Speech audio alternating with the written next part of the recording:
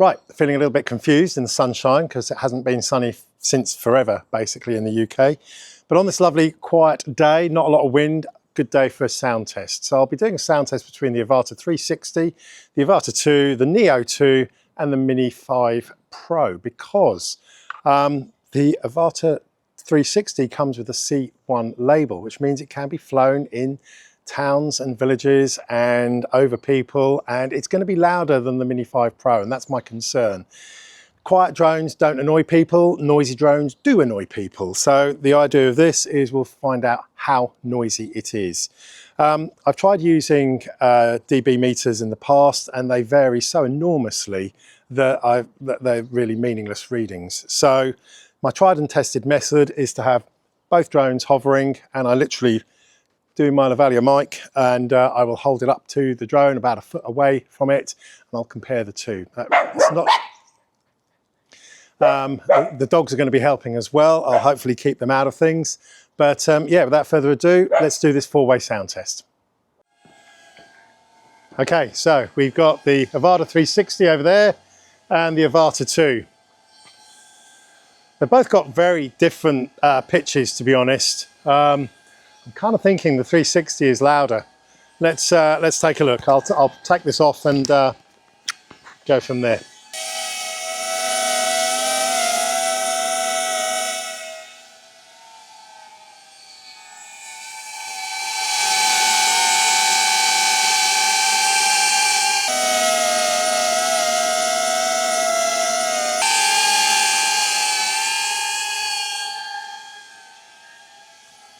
But one thing I have really noticed with the Avata 360 is when you actually move it slightly, the noise seems a lot louder. When I was flying up high and whenever I try to change direction with the wind and it tilts, that's when you really hear quite a loud change in the volume.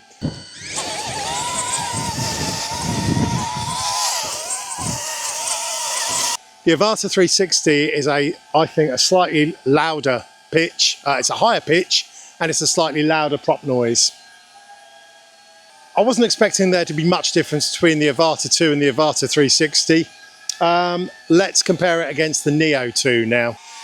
So next up we have the Neo 2 versus the Avata 360. Neo 2 did strike me as a quieter drone, certainly compared to the Neo. Standing here, Avata 360 much louder. Let's do the mic test.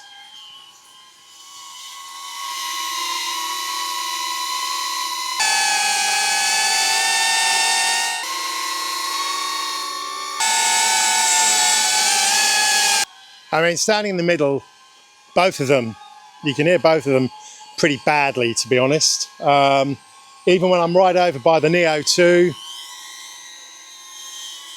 I can still hear the Avata 360, and likewise, well, no, when I'm over here I can't hear the Neo 2. That might be telling me all I need to know. Okay, they're all loud compared to the Mini 5 Pro, I'm thinking. So last test, let's get the Mini 5 Pro up and do a final comparison. Okay, so finally we have the Mini 5 Pro on the left and the Avata 360 still on the right there, on my right anyway. No comparison. All I can hear is the whine of the Avata 360, which is a bit of a shame. Let's do the same normal test though.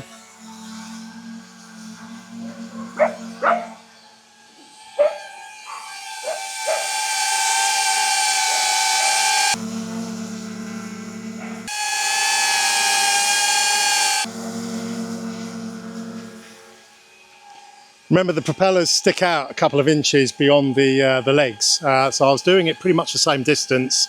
Yeah, no comparison really. Obviously the Mini 5 Pro has a lot deeper pitch, a lower pitch, that's more pleasing to the ear, so it's not as annoying. If I flick, really not making much noise at all.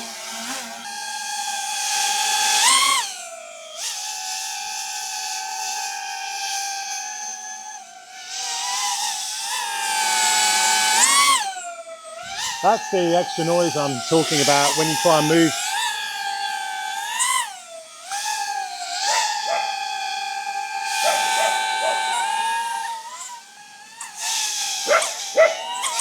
So despite all the dog barking, you can still see the moment you start doing any movements with the Avata 360, that's where you get that super high pitch, annoying noise. So yeah, there's no two ways about it. Avata 360, noisy. And it's a bit of a shame considering it's a C1 label.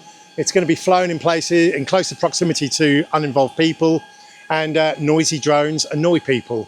It's a fact of life. Anyway, as ever, if you found it useful, give me a little thumbs up, help the video along. Until next time, have fun, happy flying.